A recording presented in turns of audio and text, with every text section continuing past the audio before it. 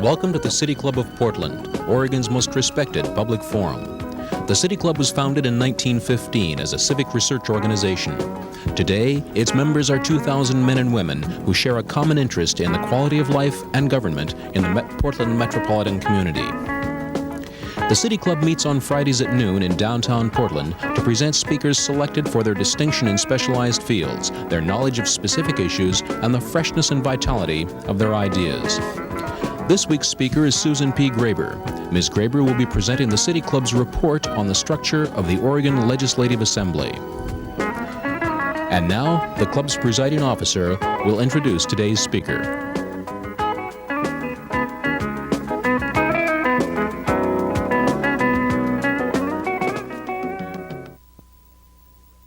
Individual recommendations in the report, and that's the whole recommendation. You can't break it down into its various parts and move against one or the other parts. You may move to postpone consideration to a future time. That's debatable, but only as the propriety of the postponement, and it takes a 2/3 majority vote. You may not table the report. You may postpone or move to postpone the report indefinitely. That too is debatable and requires a 2/3 vote. I believe that is all in the bylaws you will need at this particular time, unless you reach too deep into Robert's Rules of Order, which I fear.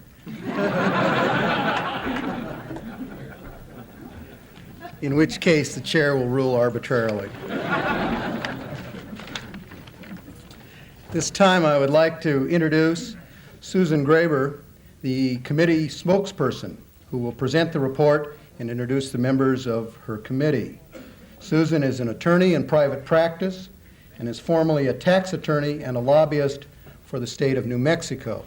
She also assures me that under her previous tasks, she's usually looking up to people when she makes testimony, so this is a treat for her to look down upon the group. This time I'd like to introduce Susan Graber, spokesperson for the committee.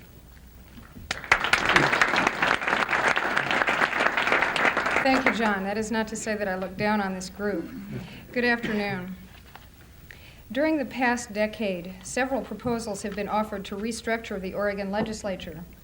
These have included a 1-week-a-month plan, a full-time Senate with a biennial House, unlimited annual sessions, and a full-time professional legislature.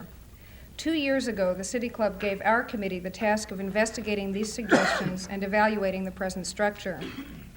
The legislature has remained substantially unchanged since its inception with statehood over 100 years ago, yet the problems with which it deals have become more numerous and more complex with time.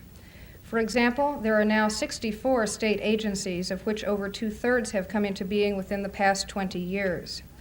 The Senate must approve the governor's appointment of 596 people to 85 different executive branch organizations. There are nearly 250 executive branch organizations, if we include agencies, boards, commissions, and so on. The legislature must deal with all these groups. We did not find a legislative crisis, but we did find that the advocates of change had correctly focused on 3 key problem areas. 1, biennial budgeting is inherently inaccurate. 2, the emergency board is an unrepresentative body. And 3, the use of the time between sessions, the interim, is unproductive. We propose to correct these problems, but at the same time, we do not want to lose that healthy citizen grassroots quality our legislature has. Therefore, we are recommending annual sessions of limited length, a 4-month general session in odd-numbered years, alternating with a 2-month fiscal session. The general session would begin in February to allow for fuller program development and orientation. The period between the general and the fiscal sessions would be used for standing committees to study a few major topics referred to them by a 2/3 vote of both houses at the prior general session. A study of the effectiveness and the form of the legislature, like ours, necessarily touches on other areas of government and society as well. The authority of the executive and judicial branches, the timing and the substance of the electoral process, political, social, and economic trends are just some of the examples. But we kept our focus primarily on the structure of the legislature. These other factors, such as reapportionment of the legislature and the timing of the primary election, suggest fertile ground for future studies, but we examined them only as background for our work. We also took structure to mean broad framework. We did not review or revise the detailed rules of each house, for example. Our committee, most of whom you see seated up here with me today, brought a variety of perspectives to bear on the questions before us. I think you can agree that we're a diverse and accomplished and an active group with exposure to and experience in many aspects of government. Everyone contributed tremendously to the study. It was truly a collective project, which is why you see us all listed equally on the report and seated up here today. I'd like to take a moment to introduce you to each of the members of the committee. Seated at my far left is Ed Armstrong, who's a financial counselor and management consultant. He was formerly executive assistant to 3 Oregon governors. Seated to his right is Marilyn Day, vice president of an advertising agency in Portland and former executive secretary of the City Club. Dick Detweiler is seated to my far right. He's the development officer and executive director of the Portland State University Foundation. Seated immediately to my right is Bill June, vice president for planning at Portland General Electric. Bill is active in civic affairs. Bill Kinsey is seated to the right there next to Dick Detweiler. He is an attorney for the Bonneville Power Administration and previously was a summer intern for a congressman, president of a Portland Neighborhood Association, and now chairs the Police Budget Advisory Committee. Seated next to Bill June is Dana Rasmussen, an attorney for Pacific Northwest Bell, who has previously worked for a congressman in Washington as a legislative assistant and has aided lobbying efforts here in Oregon. Bruce Sampson, who is not here with us, is currently lobbying for AT&T's International Division in Washington, D.C., was previously an attorney in Portland, both in private practice and also for Pacific Northwest Bell. He has long been very active in Republican politics. Ed Smith, who's also not with us today, is presently working in Tacoma for the Area Council for Children and Youth, but at the time of his appointment to the committee was a social worker for the Regional Research Institute at Portland State University, and in that capacity had much experience in legislative affairs for social workers in Oregon. Last but not least is Paul Wilson, seated to my right, who is an attorney in private practice in Portland, formerly a planner and a forester with a background in policy analysis. We also had 3 short-term members who included a consultant, a broker, and a social services director, who also added to our diversity of experience. Our research advisors, Bill Lesh and Candace Brewer-Wohler, also made positive contributions to our study and our thought process.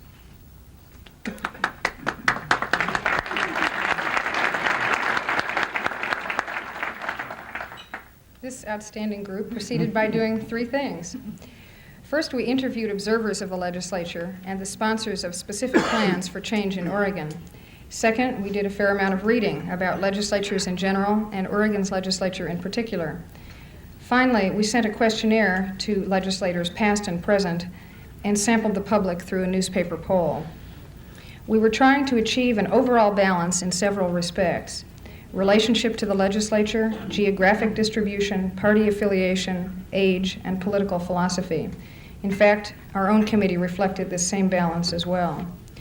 We talked to lobbyists, past and present legislators, academics, journalists, and executive branch personnel. We found several common themes in what the observers, the writers, and the sponsors of the specific proposals had told us. First, they agreed that the Oregon legislature works well. There is no crisis in Salem.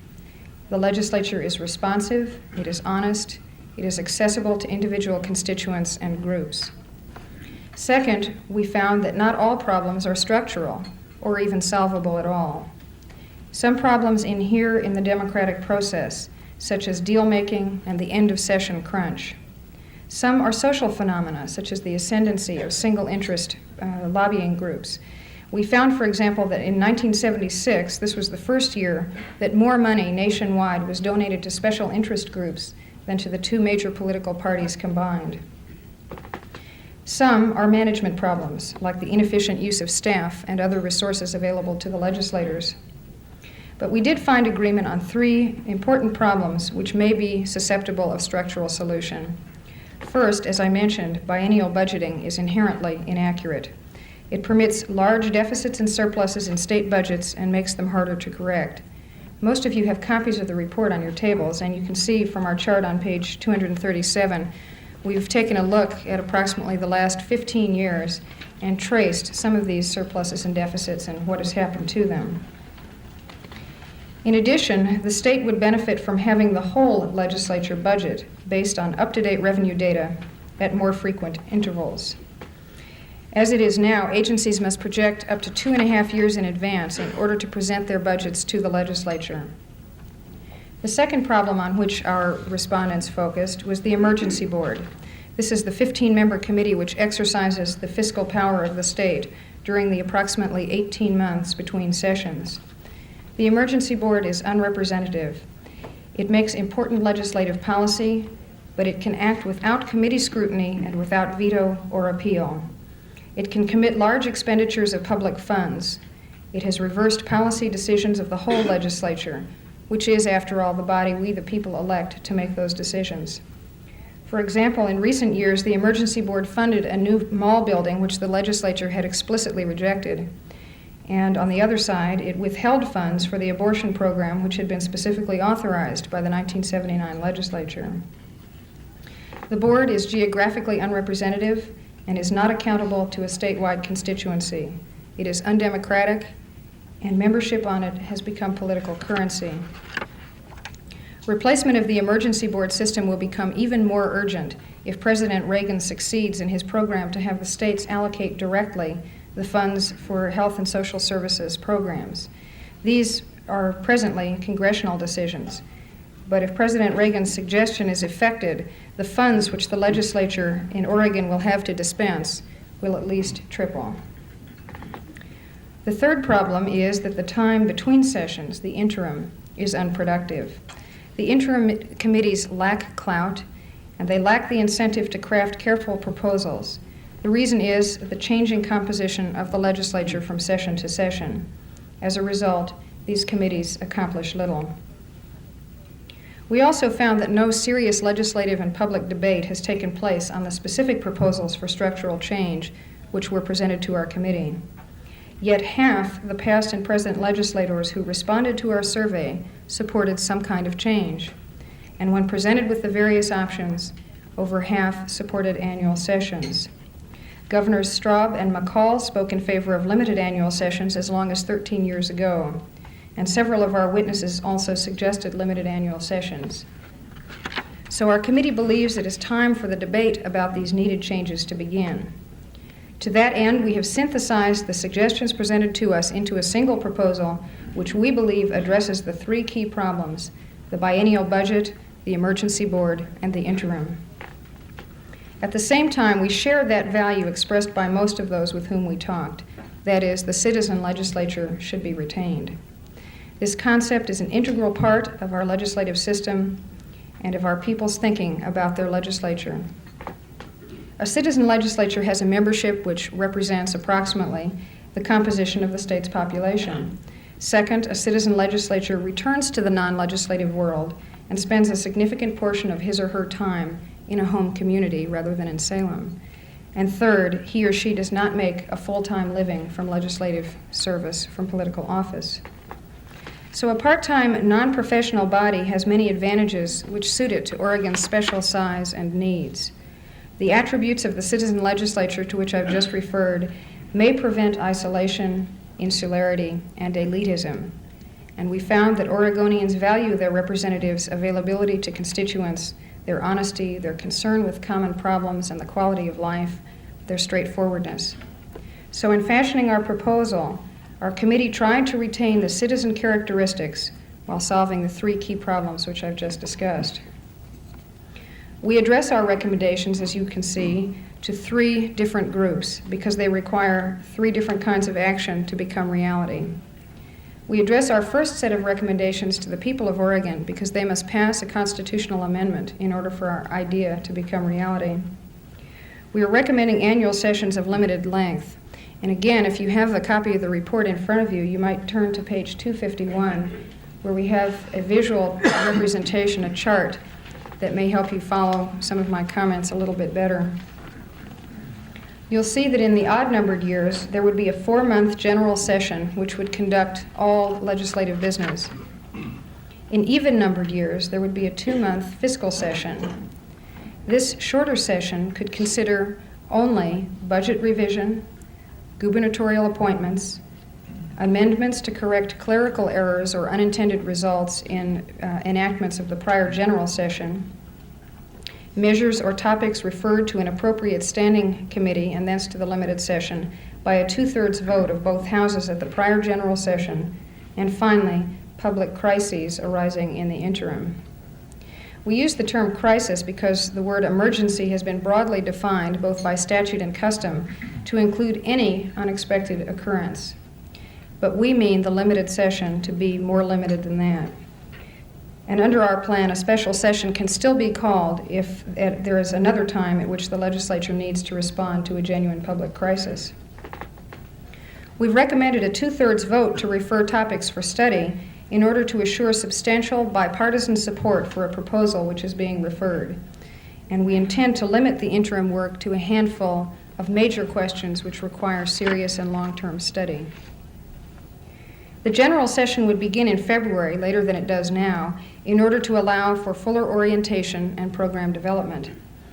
The timing that we suggest would also allow more time for a new governor to prepare a budget and a comprehensive legislative package.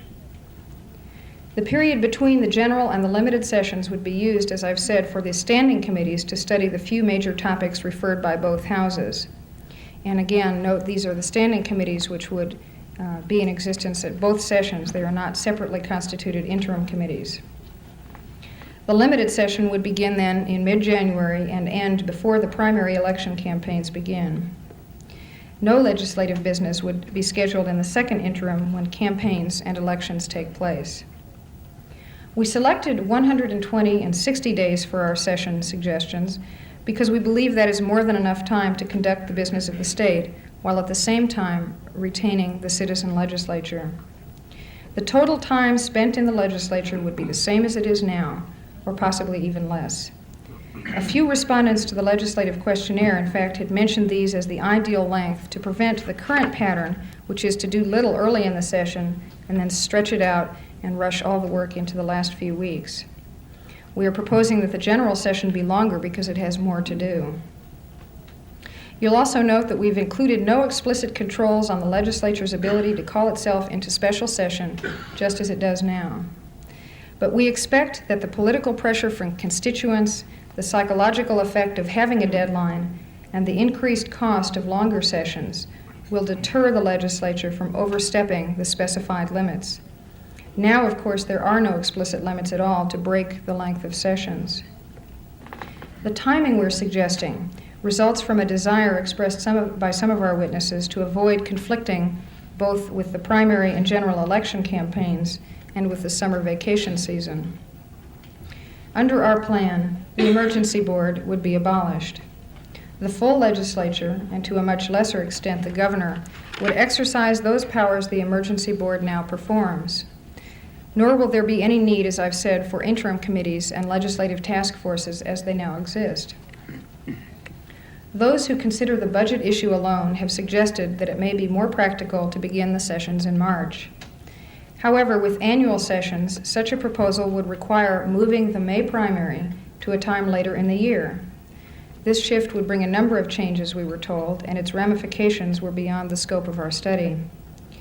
In addition to that, based on the testimony we heard, adequate revenue projections can be made, even in the absence of April 15th tax returns. For example, there have been stories recently that in the first 2 weeks of this month, both human-analyzed and computerized data concerning revenues are being made available to the legislature. In fact, annual sessions themselves will make forecasting much easier. We concluded from the testimony we heard that the biennial budget itself is the biggest culprit in creating forecasting problems. This is especially true in a time of economic uncertainty. And the flow both of tax dollars and estimated tax information is continuous throughout the year. Finally, budgeting is always going to be based on forward projections or forecasts, no matter when the cutoff date is. That is, the historical information is the database, not the goal. So we concluded that the marginal advantage that added revenue data could provide was not in itself enough reason to move the primary election or change the timing we suggested in our proposal. In particular, we believe it would be extremely ineffective to have a fiscal session that fell between the primary and the general elections because of the severely reduced effectiveness of lame duck legislators. In order to permit the legislature to begin after January and yet allow a new governor to take office, the requirement that the legislature must convene to seat the governor should be deleted from the Constitution. The governor could then be sworn in early in January, as are the other executive branch officers. Then, to the legislature, we have addressed a second set of recommendations. We suggest that the governor be required to submit an annual budget, that a fuller orientation program be developed, that more informative legislative history be created, for example, in the form of committee-adopted reports, and that additional fine-tuning of rules and management techniques be considered, for instance, adoption of the federal fiscal year. Finally, our third set of recommendations is made to the City Club itself. We've recommended that the Board of Governors consider charging future committees to study whether to reschedule the Oregon primary later in the year, closer to the general election, whether to lengthen the terms of office of legislators, and how to establish rational district boundaries when reapportionment occurs. In order to recapitulate, let me state that our plan has two themes. First, the limits that we propose are real. The legislature would not spend any more time in session than it does now. In fact, under the present system, the time in session can expand indefinitely, and recent history suggests that it will. Rather, we are seeking to reallocate legislative time in a more effective and efficient way. Thus, we believe we can defend and retain a citizen body. Second, our plan will improve the quality of the legislature and its product. There will be more frequent and thorough budgeting. There will be a more productive interim during which major issues can receive careful attention and study by the standing committees who have the continuity to carry their findings to the full assembly for action. The keystone of our proposal, then, is the concept of limited annual sessions, the 4-month general session beginning in mid-February, alternating with the 2-month fiscal session. Our proposal will work to fix the 3 problems we identified: inaccurate biennial budgeting, an unrepresentative emergency board, and an unproductive interim committee system. Of course, this need not be the final form the idea of limited annual sessions takes. Others may wish to fine-tune our proposal. But we do want to stimulate substantive debate. We want to see the 3 problems we have identified addressed and corrected before they reach crisis proportions. We want the legislature to discuss, deliberate, and act on our idea at this session. In this session, there are annual sessions bills which can be amended to include our plan, or the Judiciary Committee could introduce a bill embodying this proposal. We hope our proposal leads to action by the legislature and by the people. The adoption of the limited annual session concept will help the Oregon legislature continue to respond to the needs of the people for many years to come. We want the reality of limited annual sessions to begin to take shape in this room today, and will be disappointed if it stops there. Mr. Chairman, I move the adoption of our committee report. It's been moved and seconded the adoption of the city report that you have before you. Before we open discussion, let me just state a few simple ground rules. We have 2 microphones in the audience, and the chair will recognize people to speak both in favor and against the report before you. All speakers are limited to 2 minutes. Our timer will be Jim Nelson. He will give a 30-second warning, hand sign that you have 30 seconds left, and then we will try and cut short the comments at 2 minutes. So please be brief. I would like to begin the discussion period by first entertaining those questions that seek clarification of the report or just general discussion rather than pros and cons. Are there any people that seek clarification of any of the issues that were brought up in the report? Seeing none, we will entertain in alternate style questions, both opposed and in favor. First, anyone seeking to speak in opposition to the motion on the floor. Please be recognized. Someone wishing to speak in favor of the motion on the floor and the report?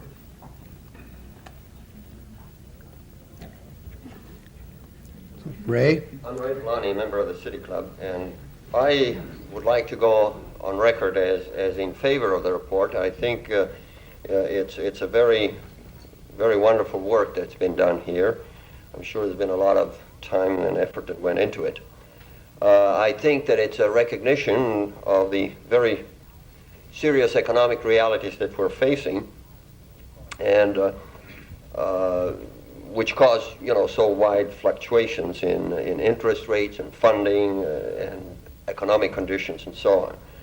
I think there's also a recognition, hopefully, of the political realities of the new administration, which seems to be shifting the emphasis from the federal level to the state level, all of which undoubtedly very much supports the conclusion.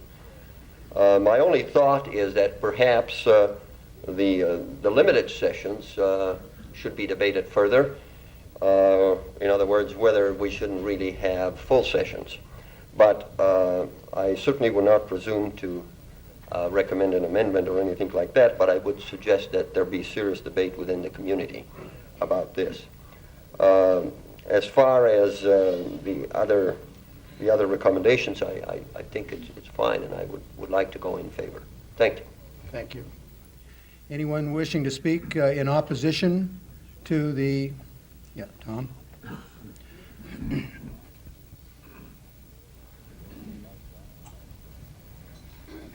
Thank you. I'm Tom Stimmel, a member of the club. I have a statement to read which was presented to me when I walked in the door. It is a statement from John Huesman, who was the chairman of a City Club committee that examined the State Emergency Board. And I've been asked to read this. May I? Yes, you may. It's a little bit awkward because one of the things it says is that I won't be here today. It's something like reading my own obituary. Memorandum to the City Club of Portland, attention Chris Cobkin, March 6, 1981. This note is being written in my capacity as chairman of the City Club Committee on the State Emergency Board. That report was presented to the club and accepted on January 24, 1977. I am unable to attend today's meeting, and upon polling of all the members of my committee, find that they cannot attend today either. I've been unable to get in touch with Harold Hirsch or Tom Stimmel. All of my committee members, not speaking for Mr. Hirsch or Mr. Stimmel, have read or at least are familiar in a general way with the report being discussed today. All have commented to me that the findings in the particular report are similar to the findings in our report, particularly with reference to the problems and shortcomings of the Emergency Board. While we concluded in our report that the Emergency Board should not be eliminated, 3 years have now passed and the problems we saw appear to be continuing. Further, our committee was charged to study only the Emergency Board, not the structure of the entire Legislative Assembly. My telephone poll indicates that our entire committee, excepting Mr. Hirsch and Mr. Stimmel, support today's report and urge its passage. Sincerely, John Huesman, chairman of the Emergency Board Committee, whose members were Catherine Corbett, Emerson Hoopstrut, Fred Jory, Helen Lindgren, Maureen Newberger, who is here today, Dermot O'Scanlan, Carlton Whitehead, Stephen Workman, and Tom Stimmel. Thank you. Thank you, Tom. Any other debate? Anyone who wishes to speak either for or against? Charlie? As one who spent 4 years of hard labor carrying out the policies and programs adopted by the legislature, that board of directors of Oregon's largest employer, its biggest collector of money, its largest spender of money, and its operator of the most complicated enterprise in the state, I urge adoption of the committee report. However, I'm given pause by the inability of our committee to find a legislative crisis, but I'm confident that in the implementation of the committee's work, we will cure that shortcoming. For now, let me give you one of many stories about the work of the Emergency Board. In the 1973 legislative session, the policy of the state of Oregon was established to provide ports of entry at our borders to regulate motor carrier use of our highways, collect weight mile tax, and assure safer operation of the interstate carriers moving through the state of Oregon. The Ashland Port of Entry was built and put into operation as the prototype. It was successful, and the 1975 session adopted a budget for the Public Utility Commissioner's Office, which included a port of entry at the main traffic source from Idaho, but left to the Emergency Board the question of the exact amount of money to put into property, blacktop, and buildings. PUC was told to present a study of the cost benefits from the Ashland prototype and the projections of the revenue impact of the new port of entry at the Idaho border as a basis for the Emergency Board to establish the capital investment and the operating expenses required. The information was developed and the Emergency Board found it convincing. Tax collections would increase dramatically and the capital investment would be repaid in less than 3 years. After carefully presenting our very persuasive report to 2 sessions of the Emergency Board, we learned that we were answering the wrong question. That is, the one that had been asked. Finally, we discovered the right question, the one that had not been asked. One member of the Emergency Board was under attack back home for having neglected free enterprise. Although private franchises for the collection of speeding fines have not gained much favor, turning over the collection of weight mile taxes to private enterprise was an issue that had to be examined. Testimony from truck service operators was not hard to get. They wanted no part of requiring truckers to stop 24 hours a day to pay taxes, to get set off the road for unsafe equipment, or forced to lay over because of excessive operating hours. The board was then convinced. The Emergency Board then authorized us to proceed with at their 3rd meeting. Once we knew the question, it was not difficult to answer, but this question was never asked by the legislature, and it was an improper question to be asked by the Emergency Board. This is an illustration of many. I support abolition of the Emergency Board. Thank you, Chair. Next speaker, Earl. My name is Earl Blumenauer, member of the City Club. After working with and in the Oregon legislature for more than a decade, it is very clear to me that Oregon has as much legislature as it needs. The problem I shared with your committee on the structure of the Oregon legislature is that it doesn't have the legislature at the right time. The current session is perhaps the clearest example of the slow start that the legislature waits to orient its new members and to gather data upon which to formulate its decisions. It will then rush to adjourn after having struggled with these projected revenues and with federal mandates that will not be passed by Congress for yet another year. I fully support the committee's proposal to change the time of the legislature, alter the interim activities, and have a short session during the alternative years. The benefits are threefold. Annual budgets will be more accurate, more useful, and much cheaper to formulate. Second, we will make major strides in retaining the citizen legislature rather than accelerating the evolution to full-time office holders. Third, we will involve the entire legislature, not just a few select lawmakers on the Emergency Board, with a range of important budget adjustments. I commend the committee for the hard work, the fine work product that they've produced, and the timely issuance of this report. It will give the legislature something to do for the next month until they get those revenue estimates. Thank you. Any further testimony, pro or con? Yes, George. George Dysart, a member of the club. I held back because the comment I want to make is really to a relatively minor portion of what otherwise I think is an exceedingly excellent report, and I would support the report as a whole. But I am a little concerned about their recommendation 1D, which seems to call for a total cessation or prohibition on any form of legislative activity in what's called the second interim. I don't find anything in the report that supports the need for that. It seems an unnecessary and undesirable restriction on the legislative functions. In fact, it seems to run contrary to one of the committee's findings about the fact that standing committees could continue to function during that period. Also, if this is followed literally, that there's to be no legislative activity in that period, I assume that means you couldn't even have a special session if some emergency should arise during that period. I was prepared to offer an amendment to delete 1D, but in view of what the parliamentarian said, I guess I first have to ask, is 1D a separate recommendation or No. the entire one? Well, in that event, I'll just say that I regret the inclusion of that type of a total prohibition. Thank you, George. Yes. Charles Sykes, City Club.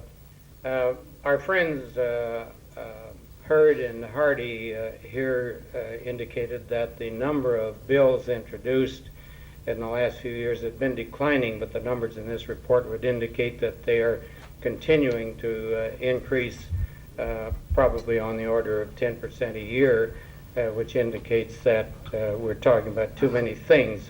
I wonder whether, in the interest of economy and reducing this trend, which is almost unmanageable even now with almost 3,000 bills introduced every year, whether the committee addressed the question of whether we have too much legislature. Mr. Blumenauer says we have enough.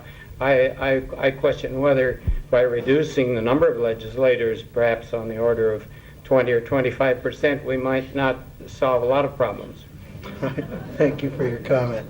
Bob? My name is Bob McMenamin. On page 241, there's a note 28 on the bottom of the page, and I think the statement might be a little bit inaccurate or misunderstood. It states in recent years about 1/3 of the City Club studies of specific bills referred to the voters have reported the measures were poorly drafted. I have had some experience with the research board and various committees, and it's been my experience that 100% of the bills were either poorly drafted or had results that were not being intended. If my memory serves me correctly, of the last 4 sessions, we've had to have special emergency sessions after 3 of them to change a bill or do away with it. In line with that, I had to be in Honolulu a short time ago, and the paper there had an editorial complaining that there was a 960,000 population, but they were introducing 10,000 bills per legislature.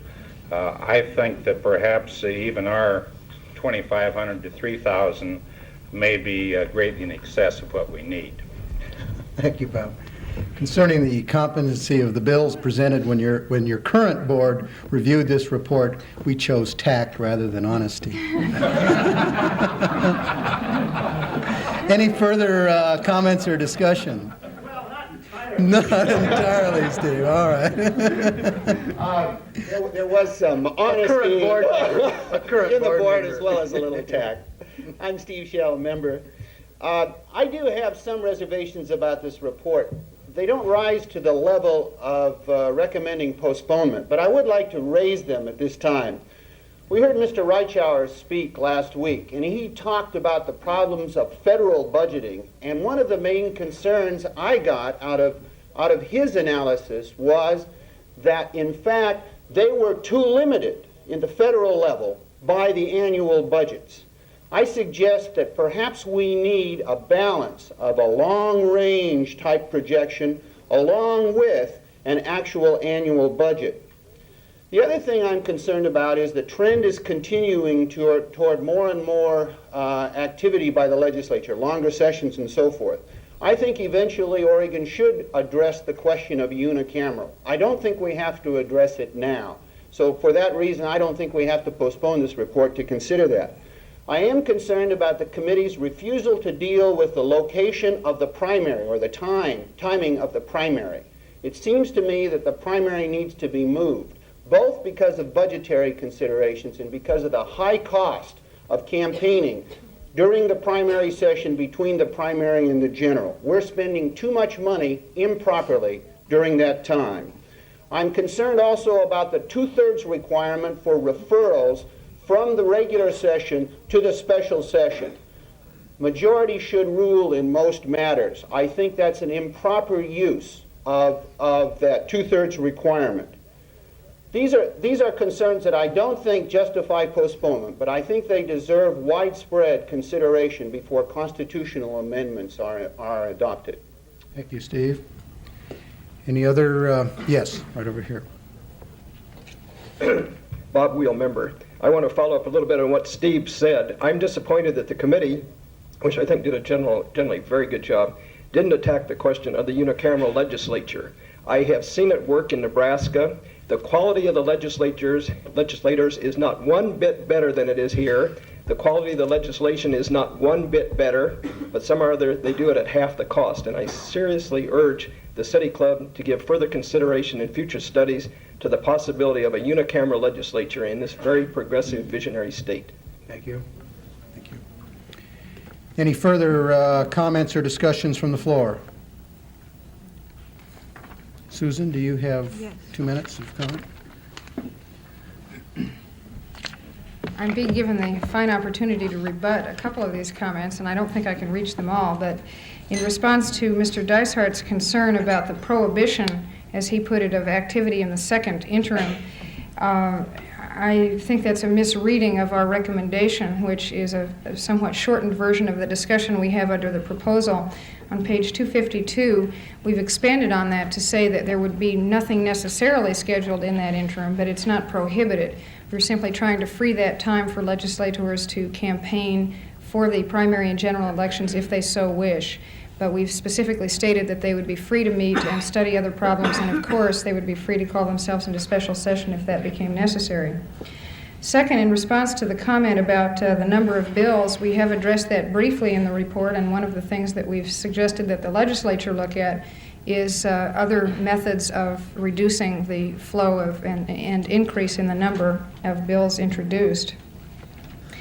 In response to some of Mr. Schell's comments, we have recognized the problem of long-range budgeting and the need for it, and our conclusion number 5 addresses this by stating that we recommend that agencies still have long-range budgets of 2 years or longer, but that those be supplemented by more realistic and limited annual budgets. And the last comment I wanted to make was about the question about the 2/3 limitation. We agree that normally a majority vote should be sufficient for most things, but as I said, one of our main themes was limitation. We do feel that we don't need more legislature now, but rather reallocated legislature. And our use of the 2/3 vote to refer topics was intended to ensure that those would be important and a few topics referred for study and action rather than a large number, which would again continue to expand the time that the legislature is in session. And we believe this is the most appropriate means of holding back costs and holding back the expansion of the legislature in the particular circumstances that Oregon finds itself in. Thank you. We've had the discussions, pro and con. We are now ready for the vote. I will have a voice vote. All those in favor of the motion accepting the report on the Oregon Legislative Assembly, please signify by saying aye. Aye. All those opposed, say nay. No. The motion passes.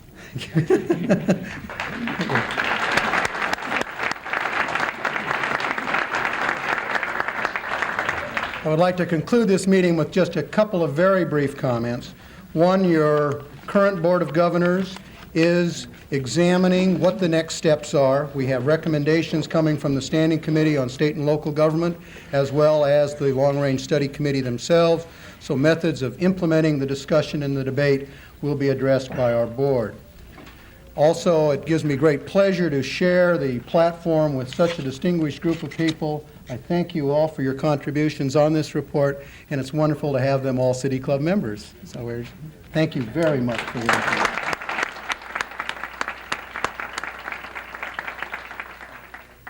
Next Friday, 1 week from today, we will have the debate between the two finalists for the City Council, Margaret Strawn and Earl Blumenauer. And then let me also remind you that next Wednesday at 5:30, we have the Second Wednesday Club, which discusses the very, very current issue of school closures. Thank you very much. The meeting is adjourned.